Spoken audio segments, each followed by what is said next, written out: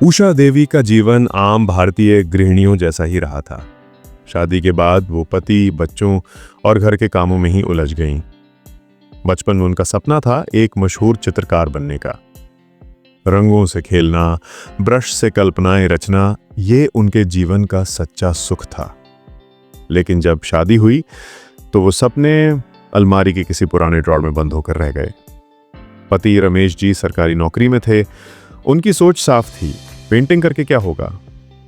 धीरे धीरे समय बीतता गया, 2 बेटे हुए, उनका पालन पोषण, पढ़ाई, शादी, और फिर उषा देवी की दुनिया बस घर की दीवारों तक सिमट गई। 60 साल की उम्र में जब उषा देवी रिटायर हुई और पति की भी मृत्यु हो चुकी थी, तो घर में एक सन्नाटा था। बच्चे विदेश जा चुके थे और महीनों सिर्फ फोन पर ही बातें होती थीं। एक दिन वो पुरानी अलमारी साफ कर रही थीं। वहां उन्हें एक छोटा सा स्केच बुक मिला, जिसमें उन्होंने 20 साल की उम्र में कुछ चित्र बनाए थे।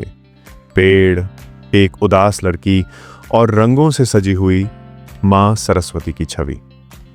पन्नों से धूल झर रही थी, लेकिन यादें एकदम ताजा थीं। उनकी आंखें भर आईं। उस दिन के बाद उन्होंने फैसला किया, अब चाहे उम्र जो भी हो, वो फिर से पेंटिंग करेंगी। उन्होंने बाजार से कुछ ब्रश, रंग और कैनवस खरीदे। शुरू में हाथ कांपते थे, ब्रश सीधा नहीं चलता था, पर दिल में जोश था। रोज वो एक पेंटिंग बनाती, कभी प्रकृति, कभी मंदिर, कभी मां की ममता। उनका पोता आर्यन, जो कि छुट्टियों में उनके पास आया था, उसने उनकी एक पेंटिंग की फोटो लेकर सोशल मीडिया पर डाल दी।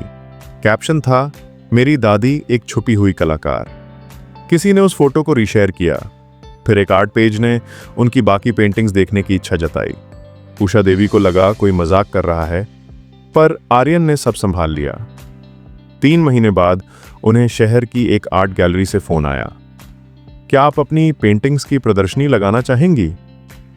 उषा देवी तो अवाक रह गईं। 60 की उम्र में जब लोग सोचते हैं कि अब कुछ नया नहीं हो सकता, उन्हें पहली बार मंच मिला। प्रदर्शनी में लोग उनकी पेंटिंग्स को देखकर हैरान रह गए। हर चित्र में भावनाओं की गहराई थी, एक जीवन की सादगी, संघर्ष और उम्मीद। उन्हें एक सम्मान मिला, golden bloom award for late artists, यानी देर से खिले फूलों के लिए स्वर्ण सम्मान। आज उषा देवी सोशल मीडिया पर रंगों की दादी नाम से मशहूर हैं। वो ऑनलाइन क्लासेस भी देती हैं, जहां 50+ उम्र की महिलाएं कला सीखती हैं।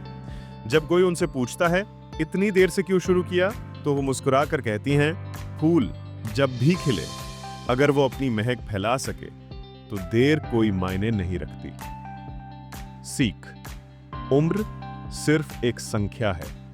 सपनों को पूरा करने का कोई सही वक्त नहीं होता। जो दिल से जुड़ जाए, वो कभी देर नहीं करता।